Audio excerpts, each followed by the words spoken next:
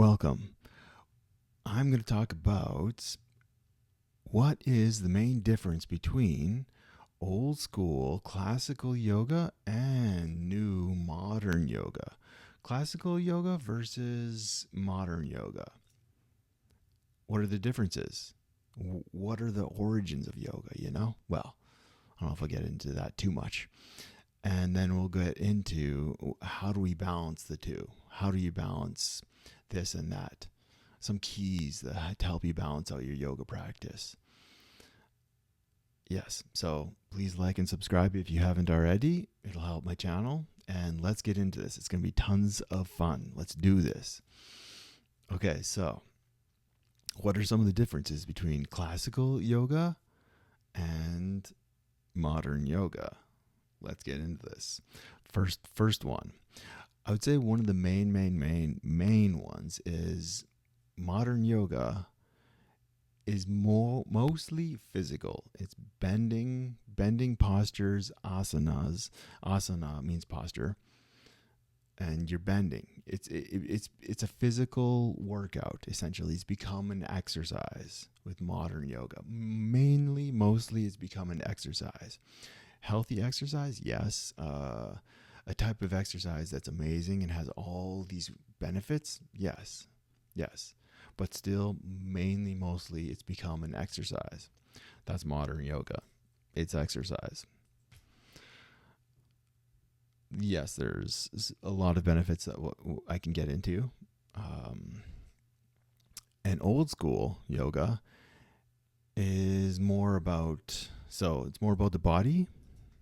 Old school yoga is more about the mind, controlling the mind, healing the mind, focusing, all about the mind. So it's like meditation versus exercise, right? It's two totally different worlds. Yeah, they're kind of one world, but old school, more about the mind, more about meditation. New yoga, physical exercise. So there's so many differences. And like the thing is, how can we bring these two worlds together, and create more balance? So, one thing that's interesting is old school yoga, classical yoga. If you go back far enough before it was actually yoga, like yoga goes back maybe 3,000 years max, somewhere in between like a few hundred to 3,000 years max, more like 2,000, somewhere in there, maybe even less. But before it became a thing, a whole practice, a whole thing, yoga, before that it was just meditation. But I don't think they called it yoga. It wasn't really a huge practice. It was just, you had a few gurus, you had a few disciples, and they sat around and meditated all day in nature. And that was before yoga was really created. It was just that. So they didn't have 300 asanas. They had one asana, sitting in meditation with bent knees in meditation. That was it. One asana. You only need one asana for the origins. What kind of created yoga, sort of before yoga. Spirituality before yoga was just one posture, and that can go. Some people say that dates back many thousands of years, upwards of 15,000 years. So you could call that yoga, but it's not really yoga, right? In some ways it is, but it's not the yoga that we're talking about right now. So what are some other differences between new classical and modern? Let's see here. One good one is modern yoga is more about doing, movement and doing. And classical yoga is more about becoming, more about being and more about becoming. It's more about the state of your body and your mind. You're becoming yoga, you're being yoga. You become yoga. Your mind state, right? You're not just working out, you're transforming, and you're becoming a being that's more being. You're being more spiritual, becoming spiritual, a spiritual being. Of course, we are all already spiritual beings, but you're living it more. You're settling into it more, becoming it more. And with the new yoga, it's more like I worked out, I feel good, I feel cleansed, I feel loose, energy good. So I mean that's more about being too. Eventually it becomes more about being. So original yoga, it was very, very, very strict. So you have to do it. I mean, they encourage you to do it every single day. And it's about doing it with an attitude too, where you bring an attitude of reverence and concentration and dedication and devotion to it. That's classical yoga. And doing it every single day, not missing a day, even if you're sick, even if you are injured, well, to more or less of a degree, but doing it every single day, even twice a day often with classical yoga, or 3 times a day. And then you do that for many, many, many years. And over the years, it changes your system, your energy system, your chakras, your mind, how your mind functions. Instead of your mind more controlling you, you control your mind and your body more and more the ability to control your system. Yeah. So with modern yoga, we have things like the weekend warrior. So you go to your yoga studio on the weekend, and you go to 2 classes on Saturday and 1 class on Sunday, and then you go back to your job on Monday, and you don't do any yoga for a week. So it's really an exercise. You're not integrating it into your life enough for it to change your body, your being, and your system, and your mind, and your soul. Yeah, it's healthy. Yeah, it's amazing. It still has tons of benefits. And one of the benefits of modern yoga, the exercise, is actually a really profound benefit that most people don't talk about. But some people have talked about it. This one guy, what is his name? Oh, can't remember. Oh, he has this book. I remember the book title, I think. So the book title is The Body Keeps the Score, I think. Yeah, he's like Switzerland, from Switzerland or something. I'm not sure. But the body keeps the score. So you hold traumas in your body. And they say that you actually hold it in the fascia of your body. The fascia is like, I only recently looked into what is fascia. What is this fascia? So it's like your ligaments. It's like these nets that hold everything together. So you have muscles and you have fascia. So when you have, like, say someone throws something at you and you jump out of the way, or you catch something, that's actually your fascia doing that. You're not thinking, oh, I'm going to move my muscles and grab that thing or jump out of the way. Your fascia is actually doing it for you. Very interesting. And it's similar to muscles, where it can rewire over the years. And asanas, the exercises of yoga, it pulls the fascia and reorganizes the fascia. And the traumas actually get embedded in the fascia. So you have to you got to yoke it, you got to work it and move it, bend it. And then that releases the traumas. That's why the exercise of yoga feels so good. You feel lighter after, less heavy, feels amazing. So you have modern day exercise yoga, and then you have like more meditation, old school, right? So I think the key, one of the main keys, the take home for this video is, let's bring more balance. If we're doing too much of new, let's bring more meditation into it. Mantras, meditation, pranayama, breath work. Let's balance it out. How do we get like half? That would be a more balanced yoga. Half. I know it's asking a lot for people that only have time for a 45-minute exercise 3 times a week, and that's the max. That's all the time in the world, free time in the world they have. How would you add another 45 minutes of meditation or mantras?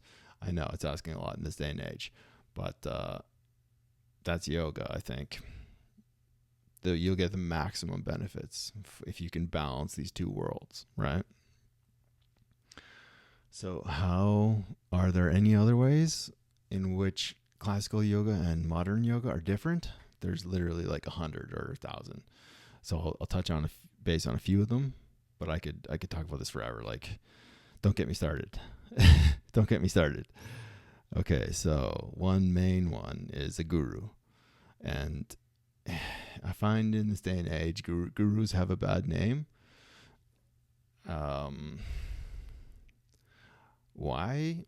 I don't know. They just do.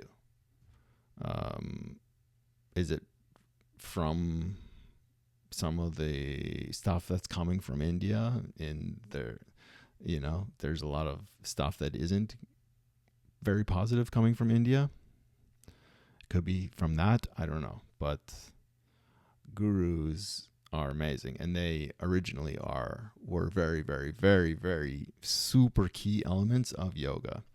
And they call it guru yoga or guru yoga, and it's a key element for many, many reasons. I'll touch base very quickly on a couple. One, you just have a master that's guiding you and watching you and helping you evolve and grow and learn with yoga. It's just, you have a master, right? Not a yoga teacher, someone that took a month-long course or a 2-month course or whatever. That's not a master, right? That's a teacher. Sure, they might be very, very helpful, but it's not a master. And a lot of gurus, they're not just good at yoga. They have weird abilities that you can't learn in school, right? They can see your energies, they can see your chakras, they can see your traumas, they can look into your system, see where all the knots are in your system. They can see what exercises will benefit you more, what types of meditation, what mantras, and they'd be like, you're not doing the right one, do this one, it'll help you specifically, it'll help you. So they can see what no one else can see, like what will benefit you more. Yes, yoga teachers can help you with that too, of course. It's just someone that's a master, they're going to be way better at it. So that's one aspect. Another aspect of a guru is some are better than others, of course. A lot of them have spent lifetimes, not even just one lifetime, but in some cases several lifetimes, where they're growing their energy system, their chakras, and they have their whole system. It's evolved, it's changed, it's growing, right? Excuse me. And what's happened is, in a lot of cases, with the really, really high up gurus, they emanate an energy, a healing energy that when you're in that presence, in that energy, your meditations will be amazing. You'll feel that energy, and it's a beautiful, beautiful energy that is very transformational. So that's another reason for a guru So that's two main reasons. The best teacher, and they're emanating in some cases with really great gurus, they're just emanating this energy that will transform you just by being in the presence, right? One way people describe that is, if you take a log that's burning and it's totally on fire, and then you take a log that's not burning and you put it next to that log, it's going to rub off. The other log will catch fire. That's exactly how it works with the guru. Same thing. So that the fire would be the energy they're emitting. It's also, I've heard, just very blissful. It can be extremely blissful being in their energy field. And addictive too, which may or may not be a good thing. I mean, I guess if you're addicted to a natural, blissful, internal energy, it's better than detrimental junk food or drugs or alcohol, right? Because one is more healthy than the other, right?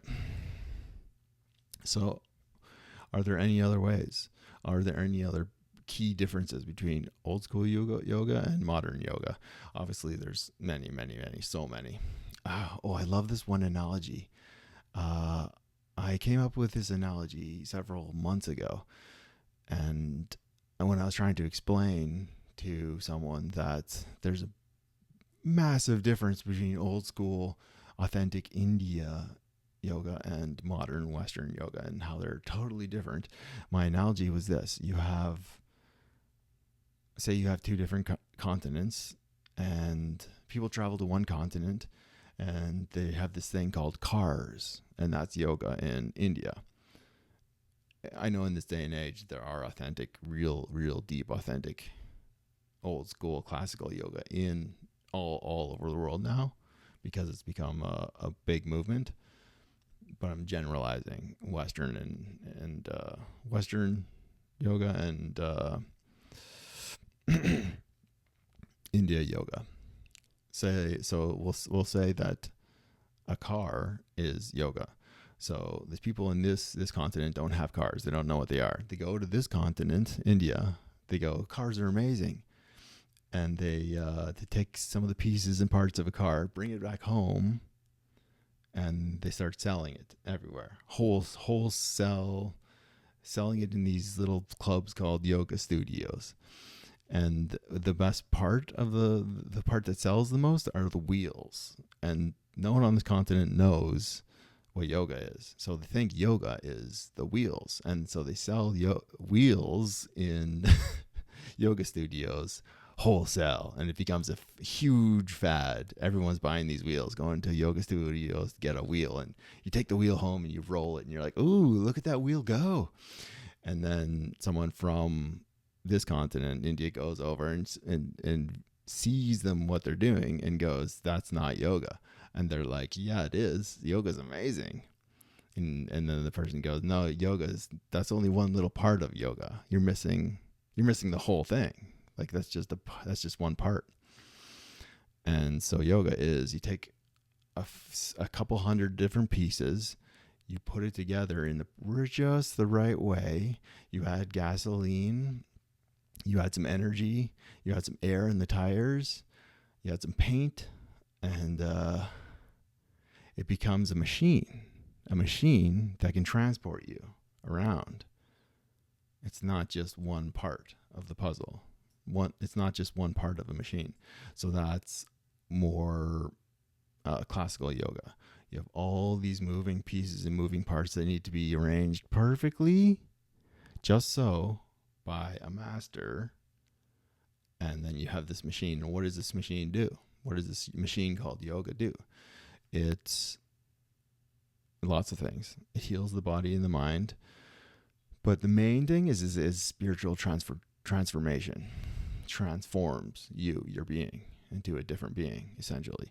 I mean, you're always the same being anyway, but it's, in a way, it's transforming you into a different being, sort of. Spiritual transformation. So instead of a car transporting you, this transforms you. And what are all these several hundred pieces? Well, that's the mystery. I mean, it's not really a mystery, but in Western culture, it's sort of a bit of a mystery to some people. That being said, there are many ashrams in the West, in the States, I think, that are authentic. They're teaching classical yoga, and it is authentic, and some of them have gurus. There's a lot of really fake ones too. There's mostly pretty shallow, pretty fake. And I'm not saying that yoga studios are fake, but they're missing some of they're missing the other parts of the car, right? So what else? Any more differences? Let's see. Mantras, chanting and mantras, huge key aspect of classical yoga, and you don't see a lot of that in modern yoga. Mantras. So there's kind of these songs that they sing. Well, it's not really a song, a mantra. It's a chant. And consecration. I hadn't even heard of that word a few years ago. What is this word consecration? Okay, so have you heard of alchemy? So originally, alchemy, the whole idea of alchemy, if you go back far enough, the real alchemy was consecration.